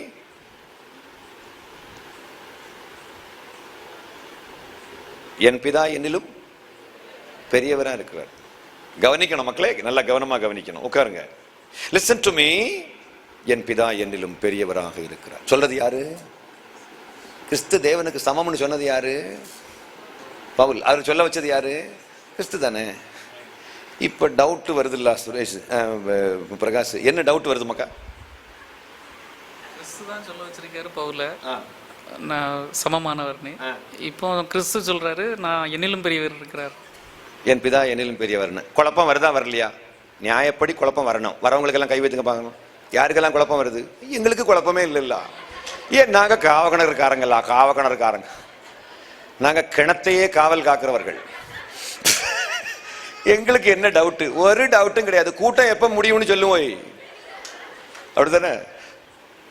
நீ ஒழுங்கா கவனிக்கிறத விட, நீ ஒழுங்கா கவனிக்காம இருக்கிற வரை, நீ ஒழுங்கா கவனிக்கிறது வரை, தெளிவா தெரிஞ்சுக்கிறது வரைக்கும் நான் உங்களை விட்டு விலகுவதும் இல்லை, உங்களை கைவிடுவதும் இல்லை. கவனமா கவனிக்கணும் மகளே. அங்க சொல்றாரு கிறிஸ்து தேவனுக்கு சமமானவர். இயேசு தன்னை பற்றி சொல்றாரு, என் பிதா என்னிலும் பெரியவர். இதுக்கு அர்த்தத்தை தெரிஞ்சுக்க விரும்புறவங்க எல்லாம் கைவேத்தி காமி பார்க்கலாம். How many of you would like to know exactly the meaning of this? இதுக்கு என்ன பிரதர் அர்த்தம் தெரிஞ்சுக்க விரும்புறவங்க மட்டும் கைவேத்தி காமிங்க. Praise the Lord. கொஞ்சம் பேர் கையே உயர்த்தல. ஏன் தெரியுமா? அவங்களுக்கு தெரியும்ல எதுக்காக அவர் அப்படி சொல்றாரு அப்படின்னா, வாசிங்க. இயேசு கிறிஸ்து சொன்ன வார்த்தை, அவர் வாயினால் சொல்ல வார்த்தை. 28 மத்தேயு 28ஆம் அதிகாரம் 18வது வசனம். மத்தேயு 28:18 வாசிக்கலாம் மக்களே. அப்பொழுது இயேசு சமீபத்தில் வந்து அவர்களை நோக்கி, வானத்திலும் பூமியிலும் சகல அதிகாரமும் எனக்கு கொடுக்கப்பட்டிருக்கிறது. போதும். எவ்வளவு அதிகாரம் கொடுக்கப்பட்டிருக்கிறதுமா? சகல. சகலன்னா என்னது? பொண்டாட்டிக்க தங்கச்சிக்க புருஷன் சகல. அந்த சகலையா பற்றி போட்டிருக்கு இல்ல. என்ன சகல? திரும்ப வாசி மக்கா, திரும்ப வாசி. இயேசு சமீபத்தில் வந்து அவர்களை நோக்கி வானத்திலும் பூமியிலும் சகல அதிகாரமும் எனக்கு கொடுக்கப்பட்டிருக்கிறது. யாருக்கு கொடுக்கப்பட்டிருக்கிறது? இயேசு. கொடுத்தவர் யாரு? அது அங்க பிதா சொன்னாதான் இங்க வருது. பிதா யாரு கொடுத்தது? யாரு மக்கா? யார்கிட்ட கொடுத்தாரு? எவ்வளவு கொடுத்தாரு? சகல கொடுத்துட்டார்லா, எல்லாத்தையும் கொடுத்துட்டார்லா. ஆனதால இயேசு கிறிஸ்து பிதாவாகிய தேவனுக்கு சமமாக இருக்கிறார். ஏன்னா எல்லாத்தையுமே கொடுத்துட்டார். விளங்கினவங்க எல்லாம் கைவேத்திக்காம எத்தனை பேருக்கு புரிஞ்சதைக்கலாம். எல்லாத்தையுமே கொடுத்துட்டார் மக்களே. பிதாவாகிய தேவன் அவர்கிட்ட கிடந்து அவ்வளோத்தையுமே யார் வாங்கிட்டா? கையில யார்கிட்ட இருக்குது? இயேசுட்ட வந்துடுச்சு. மத்தேயு 11ஆம் அதிகாரம் 27 வாசி மக்களே. மத்தேயு 11:27. அகலமும் என் பிதாவினால் எனக்கு ஒப்பு கொடுக்கப்பட்டிருக்கிறது. Hold on. பிதா தவிர. ஹோல்ட் ஆன்னா போதும்னு அர்த்தம். இப்ப சகலமும் யாரிடம் ஒப்பு கொடுக்கப்பட்டிருக்கிறது? அதனால இயேசு கிறிஸ்து பிதாவாகிய தேவனுக்கு சமமாக இருக்கிறார். அப்ப என் பிதா என்னிலும் பெரியவர்னு ஏன் சொல்றாருன்னு தெரிஞ்சுக்க விரும்புறவங்க கைவேத்தி காமிங்க பார்க்கலாம். எத்தனை பேர் தெரிஞ்சுக்க விரும்புறீங்க? 4 பேர். நான் சொல்ல மாட்டேன். ஃபுல் எத்தனை பேர்? இது மெஜாரிட்டி கை வைத்தினா தான் நான் சொல்லுவேன், இல்லைன்னா நான் சொல்ல மாட்டோம்ல. அடுத்த டாபிக் போயிருவோம்ல. எத்தனை பேர் நினைக்கிறீங்க என் பிதா என்னிலும் பெரியவர்னு இயேசுநாதர் ஏன் சொல்றாருங்கிறத தெரிஞ்சுக்க விரும்புறேன்னு சொல்றவங்க மட்டும் கைவேத்தி காமிங்க. எத்தனை பேர் தெரிஞ்சுக்க விரும்புறீங்க? Praise the Lord. ஏன் தெரியுமா மக்கா? என் பிதா என்னிலும் பெரியவர்னு ஏன் சொல்றாரு தெரியுமா? ஏன்னா எதுவுமே இயேசுடையதல்ல. எல்லாம் எங்கிருந்து வந்தது? எல்லாம் பிதாவிடம் இருந்து இயேசுவுக்கு வந்தது. ஆனா வந்தது எல்லாமே வந்தது ஆனதுனால, என் பிதாவிடம் இருந்து வந்ததுனால இது எதுவும் என்னுடையது கிடையாது. அதனால எங்க அப்பா தான் பெரியவர், என்னை விட பெரியவர் அவர் தான் ஹம்பிளா ஒத்துக்கிறாரு. ஆனா எல்லா அதிகாரமும் எனக்கு கொடுக்கப்பட்டிருக்குன்னு சொல்லுற கடவுள் சொல்ல வார்த்தையை வச்சுதான் பவுல் சொல்றாரு கிறிஸ்து தேவனுக்கு சமமாக இருக்கிறார். ஆனா அதை கொள்ளையாடின பொருளாக திருட்டு மாங்கா மாதிரி நினைக்கல. He didn't misuse that authority. He didn't misuse that the omnipotence what he has received from the Almighty God. எல்லாமல்ல இறைவனிடமிருந்து அவர் பெற்றுக்கொண்ட அந்த முழு வலிமையும் தன்னகத்தே கொண்டதுனால அவர் பெருமைப்படல, அதை வச்சு தப்பா யூஸ் பண்ணல அப்படிங்கிறதையும் நாம தெளிவாக தெரிந்து கொள்ள வேண்டும். இப்ப இயேசு கிறிஸ்து பிதாவாகிய தேவனுக்கு ஏன் சமமானவர் அப்படின்னா, எல்லாவற்றையும் இயேசுவுக்கு பிதாவாகிய தேவன் கொடுத்து விட்டார். பிதாவாகிய தேவன் ஏன் பெரியவர் அப்படின்னா, அவர் கொடுத்து இவர் பெற்றுக்கொண்டார். ஆனதுனால இயேசு கிறிஸ்து ஒத்துக்கொள்கிறார். இதெல்லாம் பெரியவரிடமிருந்து, பெரிய மகா பெரியவரிடமிருந்து எனக்கு வந்திருக்கிறது என்பதை அவர் ஒத்துக்கொள்கிறார். ஆனா எல்லாமே வாங்கிட்டார். எல்லாம் இப்ப யாருடைய அத்தாரிட்டியில இருக்குது? இயேசுவிடம் இருக்கிறது. Now, இப்போ இயேசுவுடைய புகழ்ச்சிக்காக நாம் வாழ வேண்டும். நான் எதுக்கு இயேசுவுக்கு புகழ்ச்சிக்காக வாழணும்? எனக்காக நான் வாழக்கூடாதா? நான் கீபோர்டு வாசிப்பேன், நான் பேடு வாசிப்பேன், நான் கிட்டார் வாசிப்பேன், நான் தண்ணி குடிப்பேன், நான் சட்டை போடுவேன், நல்ல பேண்ட் போடுவேன், நான் சாக்ஸ் போடுவேன், இந்த கோட்டு போடுவேன், பாட்டு பாடுவேன், டான்ஸ் ஆடுவேன், இதெல்லாம் பண்ணுவேன். இது அவ்வளவு எனக்காகவே நான் பண்ணுவேன், பைசா சம்பாதிக்கிறதுக்காக பண்ணுவேன். இதை எதுக்கு நான் கடவுளுக்காக செய்யணும்னு ஒருத்தன் கேட்டான்னா ஆண்டவர் ஒரு பதில் சொல்கிறார். அதுக்காக நான் கொடுத்தது என்ன தெரியுமா? நீ எனக்காக வாழ்வதற்காக நான் கொடுத்தது என்ன தெரியுமா அப்படின்னு ஆண்டவர் கேட்டா ஜெனிஷ் என்ன பதில் சொல்லுவ? நான் உனக்கு என்ன கொடுத்தேன் பிரகாஷ்? உயிரை கொடுத்தேன். இனி நீ உனக்காக வாழ்கிற உரிமையை இழந்து விட்டாய். மகா, can I ask you something? நம்ம எல்லாம் வெளியில் உள்ள மக்கள் உள்ள வராததுக்கு காரணம் என்னங்கிறத தெரிஞ்சுக்கிறதுக்கு ஆசைப்படுறோம்ல. இப்ப நான் சொல்ற மக்களே, நாம் நமக்கென்று வாழ்வதை நிறுத்திவிட்டு அவருடைய மகிமைக்காக வாழ என்று தொடங்குவோமோ அன்று முதல் வெளியில் உள்ளவங்க அவர்களுக்கென்று வாழ்வதை நிறுத்திவிட்டு இயேசுவுக்காக வாழ தொடங்கி விடுவார்கள். விளங்குறவங்க மட்டும் கை வைத்து காமிங்க பார்ப்போம். லேசான காரியம், ஆனா யாருக்கு ஆண்டவர் காட்சி கொடுக்க மாட்டாரு. ஏன்? அவருடைய நோக்கம் மதமாற்றம் செய்வதல்ல. நமக்கு நோக்கம் எப்படி? ஆண்டவர் ஆத்துமாக்களை தாறுமாட்டவர், ஆத்துமாக்களை தாருன்னு கத்துற கத்துல பக்கத்து விட்டு ராஜசாமி மாமாக்கு அந்த ஹார்ட்ல உள்ள ஓட்டையை அடையும் ஆண்டவரே. அடுத்த நாள் காலையில் பார்த்தா ராஜசாமி மாமாக்கு வீட்டுக்கு முன்னாடி ஷாமியானா போட்டிருக்கிறார்கள். பிரியமானவர்களே, பந்தல் போட்டிருக்கிறாங்க. ஏன் சாமியானா போட்டிருக்காங்க? மாமா போயிட்டார். எப்ப போனாரு? நீ இந்த புதிய இருதயத்தை தாருன்னு நடராத்திரி கடந்து கத்துனிய அப்பமே அந்த ஹார்ட் நின்னு போயிட்டு மக்கா, நின்னு போயிட்டு. இவன் கத்துற கத்துல என்ன ஜெபத்துல என்ன வன்முறையப்பா, என்ன வன்முறை! ஜெபத்துக்குள்ள எவ்வளவு பெரிய வன்முறை இருக்கீங்க. இது நல்ல வேளை வெளியில இருந்து யாரும் பொதுவா பாக்குறது இல்ல. பார்த்துட்டாங்கன்னா அவன் அந்த ஷாக்கிலேயே ஓடிடுவான். இல்ல மக்களே, நீ காட்டு கத்துறதும் வானத்துக்கும் பூமிக்கும் நடுவுல குதிக்கிறதெல்லாம் அல்டிமேட்டா நம்ம இடுப்பு வலி சுகமாகிறதுக்காக. அது ஆண்டவருக்கு லேசான விஷயம். ஆனா ஆண்டவர் அதை ஏன் பண்ண மாட்டேன்றார் தெரியுமா? சில பிரச்சனை எல்லாம் நம்மளை விட்டு ஏன் போகல தெரியுமா? உண்மையிலே நான் சொல்ல மக்கா, உனக்கு பிரச்சனையே இல்லாம ஆயிட்டுன்னா நீ அது பிறகு ஆண்டவரே விட்டுருவ அப்படின்னு நான் சொல்றேன். உண்மையா இல்லையா? கொஞ்சம் பெருசு தலையாட்டுது. நாங்க ரொம்ப பார்த்துட்டோம். ஐயா கரெக்ட். இப்ப இந்த சர்ச்சுக்கு வந்தது, இந்த சர்ச்சுக்கு வந்திருக்கவங்க எல்லாம் மோஸ்ட்லி யாரு தெரியுமா? கடந்து வந்த இடுப்பொலி கடந்து போகும்படியாக எப்படி வந்திருக்காங்க? கடந்து வந்திருக்காங்க. சரி, கர்த்தர் நோய் சோக்கியப்படுத்த மாட்டாரா? பண்ணுவார். ஏன் சோக்கியமாக்கல நினைக்கிறீங்க? சாஃப்ட்வேர் சரியாகாம ஹார்ட்வேர் சரி பண்ணி, கர்த்தருடைய பார்வையில் ஹார்ட்வேர்லாம் நல்லா இருந்தால் தான் சாஃப்ட்வேர் உள்ள ஏற்ற முடியும். ஆனால் கர்த்தருடைய பார்வையில் சாஃப்ட்வேர் சரியானதுக்கு பிறகு ஹார்ட்வேர் டெக்கரேஷன் ஆண்டவர் ஈஸியாக பண்ணி முடிச்சிருவார். மக, நான் ஒன்று சொல்லட்டுமா? சாஃப்ட்வேர் கரப்ட் ஆகி கிடக்கக்கூடிய ஒரு கம்ப்யூட்டரில் பேனில் பெயிண்ட் அடிக்கிற ஏதாவது பிரயோஜனம் உண்டா மக? ஒரு பிரயோஜனமும் கிடையாது. இந்த கம்ப்யூட்டர் மக, இது உள்ள நீ என்ன கனெக்ஷன் கொடுத்தாலும் ஒரு நோட்டும் பிடிக்க முடியல, ஒரு சத்தமும் கேட்கல. இதில் போட்டு பெயிண்ட் அடிச்சுக்கிட்டு இருக்கிறதுல என்ன அர்த்தம் இருக்குது? ஒரு ஸ்டிக்கர், ஜீசஸ் கிரைஸ்டுக்கு ஸ்டிக்கரை ஒட்டி வச்சா சூப்பராக இருக்குது, ஆனால் கை வச்சா சத்தங்க வரையில மக. இந்த மாதிரி தான் நாம என்ன நினைச்சிட்டு இருக்கோம்னாக்கா, எனக்கு சுகம் கொடுக்கணும் ஆண்டவர், என்ன வாழ வைக்க வேண்டும், எனக்கு நான் ஒரு பெரிய எனக்கு மாளிகையை கட்டணும், கப்பல் போல கார் வாங்கணும், சோத்திரம் என்ன கொண்டு களையலப்பா.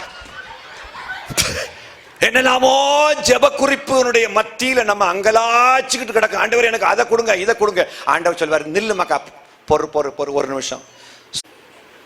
சாஃப்ட்வேர் சரியானதுக்கு பிறகு அவுட்டர் டெக்கரேஷனை சரி பண்ணிடுவோம்.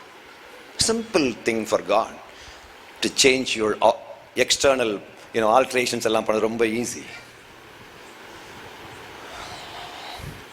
ஒரு ஃப்ரெட்டுக்கும் இன்னொரு ஃப்ரெட்டுக்கும் இடைப்பட்ட இடைவெளி அந்த நோட்டை தீர்மானிக்கும். உண்மையா இல்லையா? அப்படிதான் நமக்கா? இந்த பயலுக்கு புரியுற மொழியில சொன்னாதான் அவன் சிரிக்காம பாரு. அப்படின்னா ஒரு ஃப்ரெட்டுக்கும் இன்னொரு ஃப்ரெட்டுக்கும் இடைப்பட்ட இடைவெளி மிக மிக முக்கியமானது. துல்லியமாக வச்சிருக்காங்க. உண்மைதான மக்களே? அது வைக்கலன்னாக்கா சானித மகரிசா கேட்காது. அது மிக மிக முக்கியமானது. பிளே பண்ணதுக்கு கோட்டெல்லாம் போட்டுட்டு வந்து நிற்கிறது அதெல்லாம் ரெண்டாவது. முதல்ல அதை சரி பண்ணணும்ல. வெளிப்புறம் சுத்தமாகும்படி முதலாவது உட்புறத்தை சுத்தமாக்கு. உன் பிரச்சனை எல்லாத்தையும் ஆண்டவர் சாதாரண விஷயம் தீக்கிறது. அதை தீக்கிறதுக்கு முன்னாடி முதல்ல உள்ள செத்தால அவள்கிட்ட பேச மாட்டேன்னு கொஞ்சம் கிடக்கல உள்ள, அது எல்லாத்திலிருந்து முதல்ல வெளியே வந்துடணும்னு ஆண்டவர் எதிர்பார்க்கிறார். மக்களை, என்ன செய்தா அவருடைய நாமம் மகிமை அடையும் தெரியுமா? நேற்றைக்கு நான் ஒரு வார்த்தை சொன்னோம்ல, அனைத்தையும், திரும்ப சொல்லுங்க, அனைத்தையும் எதை செய்தாலும் லாப நோக்கத்தோடையோ இல்லது பயத்தோடையோ செய்யும் பொழுது ஆண்டோடைய நாமத்துக்கு பெரிய அளவில் மகிமை வராது. எதை செய்யும் போது ஆண்டோடைய நாமத்துக்கு மகிமை உண்டாகுமாம்? எல்லாவற்றையும் அவருடைய புகழ்ச்சிக்காக அவருடைய மேல உள்ள அன்பினால செய்யும் பொழுது அவருடைய நாமத்துக்கு மகிமை உண்டாகும். நான் ஏற்கனவே சொன்னோம்ல, அவர் எதுக்காக அன்புள்ளவர்கிறதை விளங்க பண்ணினார் அப்படின்னா அப்பத்தான் நாம திருப்பி அவரை நேசிக்க முடியும் என்று நேற்று 1 யோவான் 4ஆம் அதிகாரத்துடைய 19 வாசி. அவர் முந்தி நம்மிடம் அன்பு காட்டியதுனால நாமும் அவரை நேசிக்கிறோம் என்று. அவர் நம்மை நேசித்தது, அவருக்கு நாம நேசிக்கிறதுக்கு காரணம் என்ன அப்படின்னா அவர் முந்தி நம்மை நேசித்ததுனால. நல்ல கவனமாக கவனிங்க. அவரை நாம் நேசிக்க வேண்டும்னு அவர் எதிர்பார்க்கிறார். அவர் அன்புக்காக ஏங்குகின்ற தெய்வம். யாரோ ஒரு ஆளுடைய அன்புக்காக நீ ஏங்குறியா இல்லையா மக்கா? இந்த பையன் ஒரு மாதிரி பார்க்கான், இந்த மேட்ரு இவருக்கு எப்படி தெரியும்? அது இயல்பு மக்கா, இயல்பு. ஒரு ஆட்டுக்குட்டி இருக்கலாம், அது தன்னுடைய தாயுடைய அன்புக்காக ஏங்குகிறது. ஆக்சுவலி இந்த உணர்வு எல்லாருக்கும் உண்டு. ஏன்? கடவுளும் அதற்கு விதிவிலக்கல்ல. கடவுள் நம்முடைய அன்புக்காக ஏங்குகின்றவர். கரங்களை உயர்த்தி ஒரு அல்லேலூயா சொல்லுங்க சத்தமா. அல்லேலூயா. ஆனா நம்ம கடவுளுக்கு அன்பு பெரிய அன்பே கல்வாரி அன்பே எல்லாம் பாட்டு பாடுவோம். ஆனா நாம அவர்கிட்ட அன்பினால பாடுறோமா? இல்ல, நம்ம காரியம் ஆகுவதுக்காக பாடுறோமா? மனசை தொட்டு சொல்ல மக்களே, நாம எல்லாம் அன்புக்கு அவருக்கு மேல உள்ள அன்பினாலே அவரை புகழ்றோம். இல்ல, புகழ்ந்து பாடுனா பிரச்சனை தீரும்னு பாஸ்டர் சொன்னாரு. அதனால வேற வழி இல்லாம 1000 ஸ்தோத்திர பலி போட்டுட்டு இருக்கோம். இது கடவுளுக்கு புகழ்ச்சியை கொண்டு வராது. ஸ்தோத்திர பலியிடுகிறவன் தேவனை மகிமைப்படுத்துகிறாங்கிறது உண்மை. ஆனா அவர் செய்த நன்மைகளுக்கு நன்றி உணர்வோடு நன்றி செலுத்தும் பொழுது அது புகழ்ச்சியை கொண்டு வருகிறது. இப்ப நான் உனக்கு ஒரு ஹெல்ப் பண்றேன், அந்த ஹெல்ப்பை நீ வாங்கிக்கிட்டு அனுபவிச்சுக்கிட்டு தேங்க்ஸ் சொல்லாமலே போனா என் மனசு எவ்வளவு கஷ்டப்படும். அப்படியே மாத்தி போடுவோமே. நீ எனக்கு கீபோர்டு நல்லா சொல்லி கொடுக்குறேன்னு வச்சுக்கோ ஜெனேஷ், மக்கா இந்த பாட்டு மறவாமல் நினைத்தீரையா மனதார நன்றி சொல்வீர். இது எப்படி இந்த நோட் எப்படி பிடிக்கணும் மக்கா, எனக்கு கொஞ்சம் சொல்லிக் கொடு அப்படி சொன்னாக்கா நீ டக்குன்னு சொல்லி கொடுத்து அழகா கஷ்டப்பட்டு சொல்லி கொடுத்தது பிறகு சரி பாய். அது பிறகு நான் கூப்பிடவே இல்லை, ஒரு வார்த்தை கூட தேங்க்ஸ் சொல்லலைன்னா உன் மனசு எவ்வளவு கஷ்டப்படும் தெரியுமா? தேங்க்யூ சொன்னா நோ ஃபார்மாலிட்டி இல்லை, ஃபார்மாலிட்டி உண்டு. தேங்க்யூன்னு சொன்னாக்கா no formality brother, no it's okay, no problem, you don't have to thank me அப்படின்லாம் சும்மா சொல்லும். ஆனால் மனசு எதிர்பார்க்குமா? ஆகாதா பிரகாஷ்? மனசு எதிர்பார்க்கும் மக்களே. தேங்க்ஸ் நம்ம எதிர்பார்க்கறது, நம்முடைய மனசு எதிர்பார்க்குதுன்னா கடவுளும் தேங்க்ஸ் எதிர்பார்ப்பார். ஆனால் உளப்பூர்வமாக நன்றி செலுத்தும் பொழுது பிசாசு வெட்கப்பட்டு போகிறான், தேவன் மகிமை அடைகிறார். தேவனுடைய நாமம் எங்கே மகிமை அடைகிறது அப்படின்னா வாசிக்கலாம். ரோமர் 15ஆம் அதிகாரத்தினுடைய 7வது வசனம். அவருக்கென்று நாம் வாழும் பொழுது நாம் எப்படி வாழ வேண்டுமா வாசிக்கலாம். ரோமர் 15:7. ஆதலால் தேவனுக்கு மகிமை உண்டாக கிறிஸ்து நம்மை ஏற்றுக்கொண்டது போல நீங்களும் ஒருவரை ஒருவர் ஏற்றுக்கொள்ளுங்கள். இன்னொரு வெர்ஷன் என்ன சொல்லுது அப்படின்னா, கிறிஸ்து உங்களை ஏற்றுக்கொண்டது போல நீங்களும் ஒருவரை ஒருவர் ஏற்றுக்கொள்ளுங்கள், அப்பொழுது கடவுளை மேன்மைப்படுத்துவீர்கள். கடவுளை எப்பொழுது மேன்மைப்படுத்துவோம் மக்களே?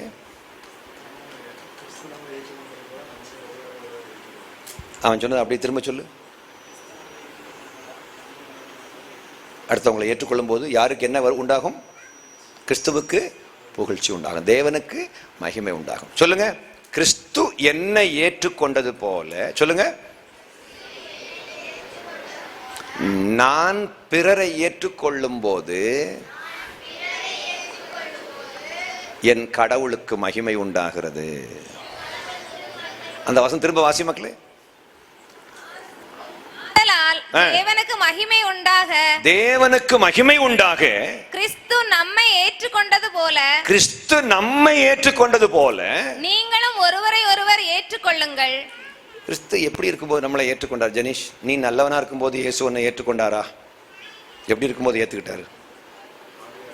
பாவியா இருக்கும்போது, கேவலமான அசிங்கமான பாவம் செய்து கொண்டிருக்கும் போது கிறிஸ்து நம்மை ஏற்றுக்கொண்டார்.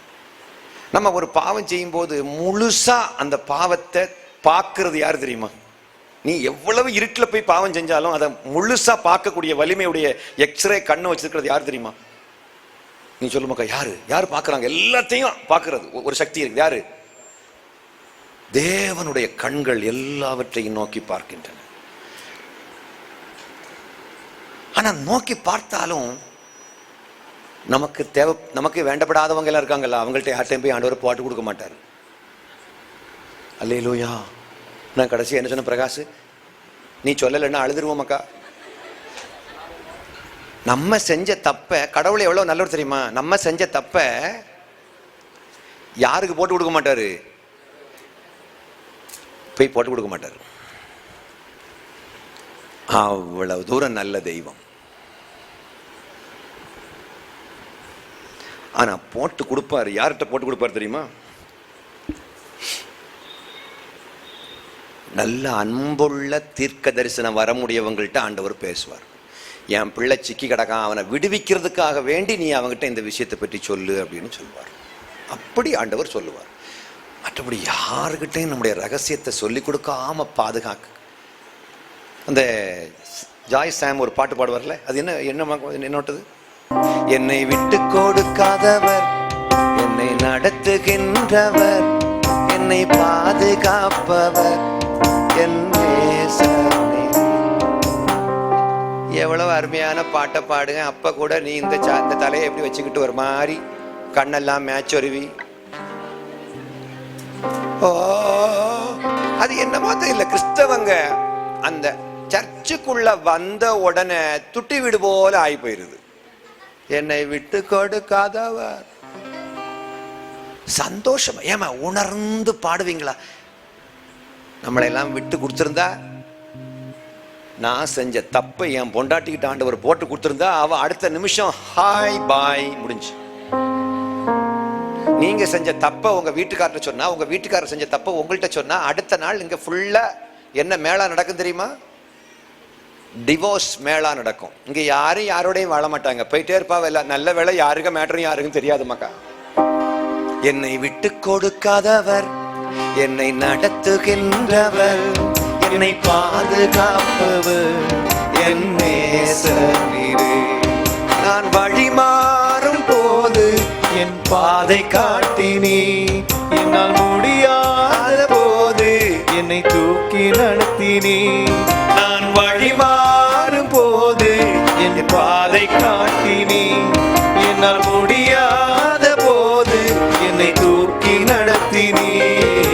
விட்டு கொடுக்காதவர், என்னை நடத்துகின்றவர், என்னை பாதுகாப்பவர், என் நேசரே. நம்மளை விட்டு கொடுக்க மாட்டாருன்னு சொல்லும் போது முகத்துல எவ்வளவு நன்றி உணர்வோட பாடணும் மக்களே. ஒண்ணு சந்தோஷமா பாடணும், அல்லது அழுதுறணும். இந்த ரெண்டுக்கும் இடையில நம்ம இந்த ரெண்டும் கட்டானா இருக்கவே கூடாது மக்களே. ரெண்டும் கட்டானா கிடக்கும். என்னை விட்டு கொடுக்காதவர். அத பாட்டு பாடும்போது எப்படி தெரியுமா மக்களே?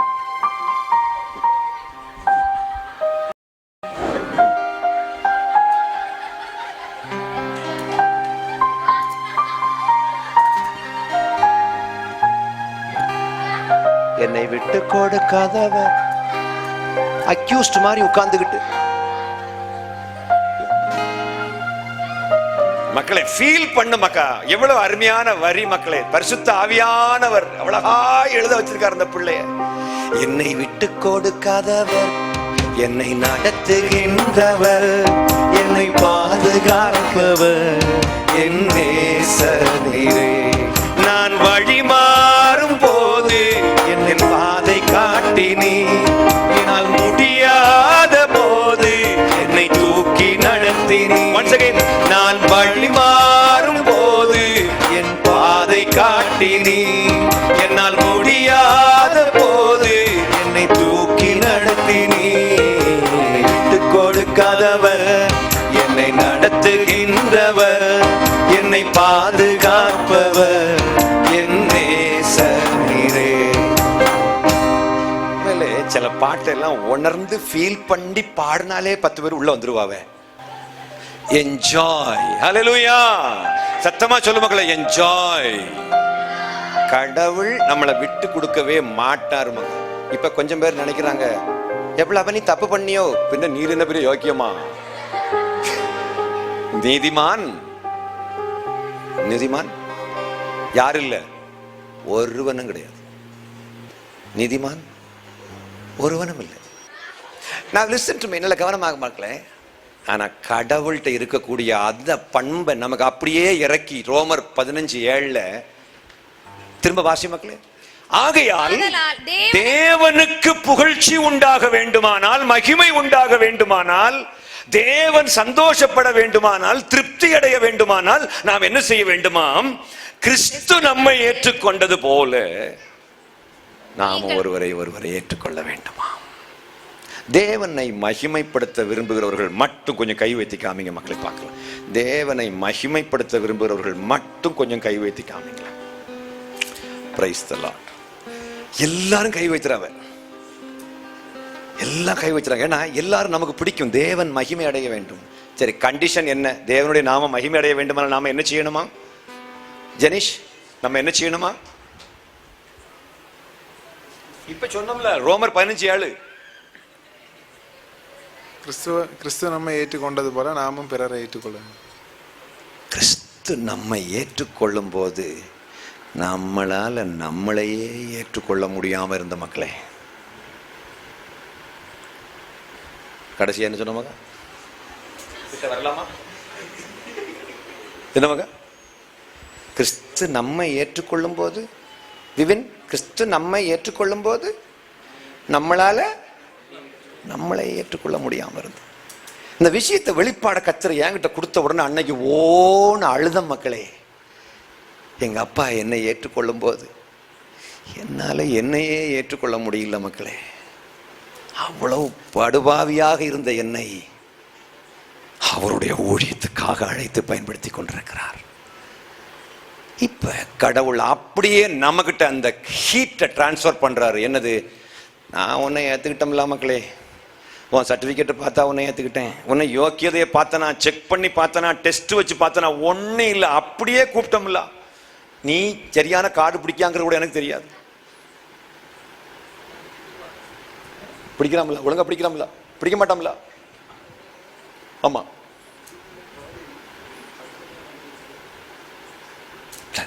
நீ நல்லா பிளே பண்ற மக்களே. ஆனா என்ன வால்யூம் வெளியே வர மாட்டேங்குது. நல்ல லிசன் டு மீ, நல்ல கவனமாக கவனிங்க மக்களே. நான் சொல்றது அப்படியே பின்னாடி சொல்லுங்க.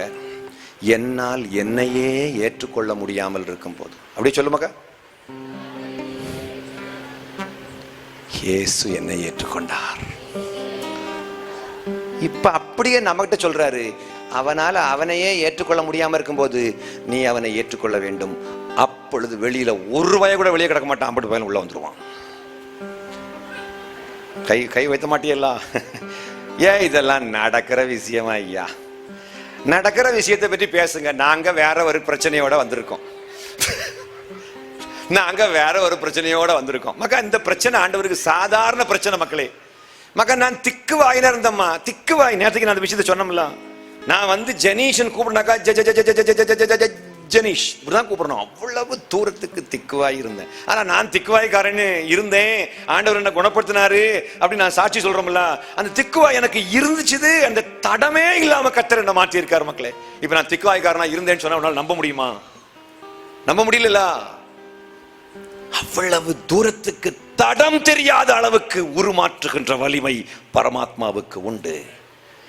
சொல்றார், மக்களே, நான் உன்னை ஏத்துக்கும் போது நீ எவ்வளவு ரகசியமான பாவங்களை செய்து கொண்டிருந்தாய், நீ எவ்வளவு கேவலமான பாவத்துல கிடந்த, எதையும் வெளியில யாருகிட்டையும் சொல்லி கொடுக்காம, என்னை உன்னை விட்டு கொடுக்காம, உன்னை பாதுகாத்து அரவணைத்து, யாருகிட்டையும் சீக்கிரட்டை வெளிப்படுத்தாம, உன் பலகீனத்தை எல்லாத்தையும் நானே தப்பு பண்ண மாதிரி சுமந்தேனே. கடவுள் நம்மகிட்ட இருப்பார், அப்படி நீ எல்லாரையும் ஏற்றுக்கொள். நீ எபேசியர் 1:1. தேவனுடைய சித்தத்தினாலே இயேசு கிறிஸ்துவனுடைய அப்போஸ்தலனாகிய பவுல் எபேசுவிலே கிறிஸ்து இயேசுவுக்குள் விசுவாசிகளாய் இருக்கிற பரிசுத்தவான்களுக்கு எழுதுகிறதாவது. யாருக்கு எழுதுறாரு மக்கா? அப்ப இந்த காவல் கிணறு சபையில உள்ள மக்கள் உள்ள இருக்காவில்ல, நீங்க எல்லாம் இருக்கீங்களா? இப்ப நீங்க பாவிகளா பரிசுத்தவான்களா? கொஞ்சம் பேர் எப்படி தெரியுமா, நீங்க பரிசுத்தவான்னு அந்த அம்மா சொன்னாங்க, அந்த கண்ணாடி அம்மா சொன்னாங்க பரிசுத்தவான்னு. பின்னாடி ஒரு பொம்பளை பிள்ளை எப்படி, அது சிலுவை அடையாளம் போடுது. ஆக்சுவலா நம்ம இயேசுவை ஏற்றுக்கொண்டதுக்கு பிறகு நீ பாவம் செஞ்சாலும் உன் பேரு பரிசுத்தவான் தான். நீ பரிசுத்தமா வாழ்றதுனால நீ பரிசுத்தவான் கிடையாது. பரிசுத்தவான் என்ற பட்டத்தை இயேசுடைய ரத்தத்தால நீ தொடப்படும் போதே பெற்று விட்டாய். பாவிகள் பாவம் செய்யலாம், ஆனா பரிசுத்தவான்கள் பாவம் செய்யக்கூடாது. அல்லேலூயா, அல்லேலூயா, அல்லேலூயா, அல்லேலூயா. கிறிஸ்து நம்மை ஏற்றுக்கொண்டது போல நாம் பிறரை ஏற்றுக்கொள்ளும் போது, கிறிஸ்து சகேயுவை ஏற்றுக்கொண்டது போல நாமும் மக்களை ஏற்றுக்கொள்ள தொடங்கி விடுவோம். கிறிஸ்து ஏற்றுக்கொண்டது போல அப்படின்னா ஒரு நல்ல கிளாசிக் எக்ஸாம்பிள் என்ன தெரியுமா? இந்த அத்திமரத்துக்கு மேல ஒருத்தன் உட்கார்ந்துருந்தாம்ல, காட்டு அத்திமரத்துக்கு மேல, சகேயுவை அவர் இயேசு ஏற்றுக்கொண்டார்ல. நாம் வாழ்ந்ததே போதும்ன்ற அளவுக்கு மக்கள் தீர்மானிக்கிறதுக்கு காரணம் நம்முடைய அதி பரிசுத்தம், நம்முடைய உபதேசங்கள், நம்முடைய சர்ச்சு பற்றிய வைராக்கியங்கள் தான் நமக்கு இருக்குதே தவிர மக்களை பற்றிய வைராக்கியம் யாருக்கும் இல்லை. வெளியில அவ்வளோ பேர் கஷ்டப்படுற இந்த வைராக்கியம் நமக்கு கிடையவே கிடையாது. இப்ப நீங்க என்ன பண்ண போறீங்க? 2 நாளைக்குள்ள நல்ல சாப்பாடு, சிக்கனா மட்டனா? மக மட்டன். எத்தனை ஆடுகள் அடிக்கப்பட போகிறதோ, அழகா நல்ல வெட்டுன்னு வெட்டிக்கிட்டு அன்பே பிரதானம் பாட்டையும் பாடிக்கிட்டு. இப்ப கொஞ்சம் பேர் நினைக்கிறாங்க, இவரை இனி அடுத்த வருஷம் கூப்பிடுவாங்களா? மக அடுத்த வருஷம் நீங்க என்ன கூப்பிடணுங்கிறதுக்காக வேண்டிய நான் இந்த வருஷம் வந்தேன். அப்படி அட்ஜஸ்ட் பண்ணி பேசணும்னா நான் இப்படி பேசணுமா மக்கா? நான் அப்படி அட்ஜஸ்ட் பண்ணி பேசணும்னா இப்படி பேச வேண்டிய தேவையே இல்லைல்ல. அடுத்த வருஷம் என்ன இங்க பக்கத்துல வேற சர்ச்சில் கூப்பிட்டுருவாங்க. அல்லேலூயா. நான் பேசிட்டு இருக்கிறது கரெக்ட், நான் பேசிட்டு இருக்கிறது கரெக்ட் மக்களே, இது உண்மை. உலகத்தை அசைப்பது நம்முடைய சாதனை. அல்லேலூயா. கர்த்தருக்காக நாம் வாழ்கிறோமா, நமக்காக வாழ்கிறோமா மக்களே? அன்னைக்கும் இன்னைக்கும் கர்த்தர் நினைச்சா அவர்களுடைய இருதயத்தை திறப்பார். திறக்காத காரணம் நாம நமக்கென்று வாழ்கிறோம், கர்த்தருக்காக இன்னும் வாழ ஆரம்பிக்கவில்லை, கர்த்தருடைய புகழ்ச்சிக்காக வாழ ஆரம்பிக்கவில்லை. நம்மளால யாரைதான் ஏற்றுக்கொள்ள முடியுது? ஒரு எடுத்துக்காட்டு, கிறிஸ்து நம்மை ஏற்றுக்கொண்டது போல நாம பிறரை ஏற்றுக்கொள்வோமானால் அடுத்தவனை கருப்பா இருக்கிறான்னு நாம் நிராகரிக்க முடியுமா?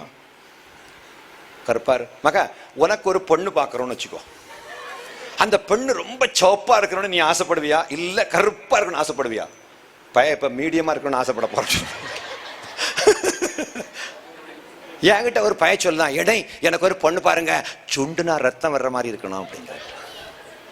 அப்ப நான் சொன்னேன், மக்கா எங்க ஊர்ல குஷ்டரோக ஆஸ்பத்திரி இருக்குமாக்கா, அதுக்கு உள்ள போனா சுண்டாமலே ரத்தம் வர்ற மாதிரி ஆட்கள்லாம் இருக்கிறாங்க. உனக்கு எதுக்கு சுண்டி ரத்தம் எடுக்கணும்? கொடுக்கறத சந்தோஷமா வாங்கிக்க மக்கா ஜெனீஷ். இது சொன்னோன்னா நீ என்ன ஒரு மாதிரி பார்க்க? ஐயா நான் உங்களுக்கு என்ன பாதகம் செஞ்சேன் ஐயா? நான் உங்களுக்கு என்ன தப்பு பண்ண, என்ன குற்றம் செஞ்சேன்னு இப்படியெல்லாம் எங்களை போட்டு கஷ்டப்படுத்துறீங்க? ஐ லவ் யூ மக்களே, ஐ லவ் யூ.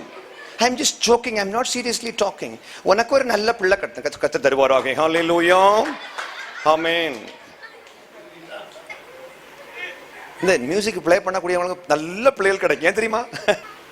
மகன், நீ கல்யாணத்துக்காக சுத்த வேண்டிய தேவையில்லை. ஆண்டவர் நல்ல மாப்பிள்ளைய நல்ல பொண்டாட்டியை உனக்கு கொண்டு தருவார். ஹல்லேலூயா. மக்களை, ஆதாமுக்கு ஏற்ற துணையை கொடுத்தது யாரு? மகன், ஆதாமுக்கு ஏற்ற துணையை கொடுத்தது யாரு? ஏவாளா? ஆதாம் தனிமையாக இருப்பது நல்லதல்ல என்று ஏற்ற துணையை கர்த்தரே கொடுத்த ஏவாள் மூலமா ஆதாம் பட்ட பாடு நமக்கு நல்லா தெரியுமில்ல மக்களே.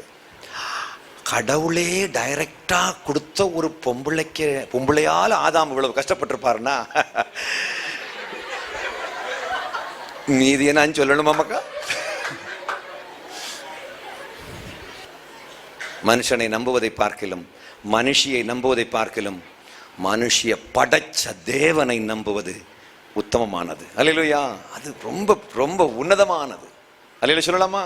இந்த பையனை ஒரு மாதிரி பார்க்க, அப்ப எனக்கு பெண்டாட்டியே கிடைக்காதா? கிடைக்குமாக்கா. நல்ல நல்ல மனைவியை கர்த்தர் கொடுப்பார். அல்லேலூயா சொல்லலாமா?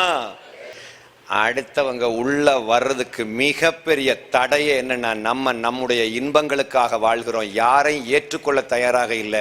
நாம நமக்குன்னு, நம்ம சுகத்துக்காக, நம்ம உயர்வுக்காக, நம்ம பாதுகாப்புக்காக, நம்ம திருப்திக்காக, நம்முடைய செக்யூரிட்டிக்காக நம்ம வாழ்ந்துட்டு இருக்கோமே தவிர we are not living for the glory of God.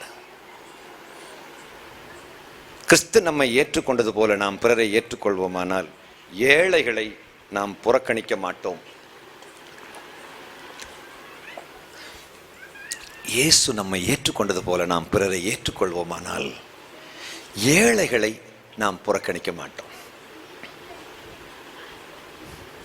ஏழைகளாக இருக்கிறதுக்கு காரணம் அவங்க சரியான வேலை கிடைக்காம இருக்கலாம், அப்பா அம்மாலிருந்து ப்ராப்பர்ட்டிஸ் பெரிய லெவலில் வராத ஒரு சாதாரண ஒரு ஏழை கூட, ஏழையுடைய வயிற்றில் பிறந்த ஆணாக இருக்கலாம், அதனாலே கூட இருக்கலாம். ஆனால் ஒரு ஏழை கூட பணக்காரனாக மாற முடியும். ஏழை கூட முயன்று படித்தால் ஒரு உயர் படிப்புக்கு போகலாம், அந்த படிப்பை மையமாக வைத்து நல்ல ஒரு பதவியை அடையலாம், சம்பாதிக்க முடியும். இதெல்லாம் முடியும், ஒரு மனுஷனால செய்ய முடியும். ஆனால் மனுஷனால முடியாத ஒரு விஷயத்துல ஒன்று என்னன்னா, அவனுடைய கலரை அவனால் மாற்ற முடியாது. அந்த கருப்பான ஆனால நான் அவனை ஏற்றுக்க மாட்டேன். அவன் மூக்கு குண்டா இருக்குது ஆனால நான் ஏற்றுக்க மாட்டேன். அந்த பிள்ளை கருப்பான பிள்ளை, நான் ஏற்றுக்க மாட்டேன். அந்த பிள்ளைக்கு முடி புளித்துவையல் போல இருக்குது, நான் ஏற்றுக்க மாட்டேன். இப்படின்லாம் சொல்லப்படாது. இப்போ லேட்டஸ்ட் ஸ்டைலு ரொம்ப முடி இருக்கிறது இல்லை மக்களே, பாப் கட்டிங் தான் லேட்டஸ்ட் ஸ்டைல். எல்லாத்தையும் சூஸ் பண்ணி கடைசியில் பார்த்தா அந்த பிள்ளைக்கு ஜெபம் பண்ணவே தெரியாது.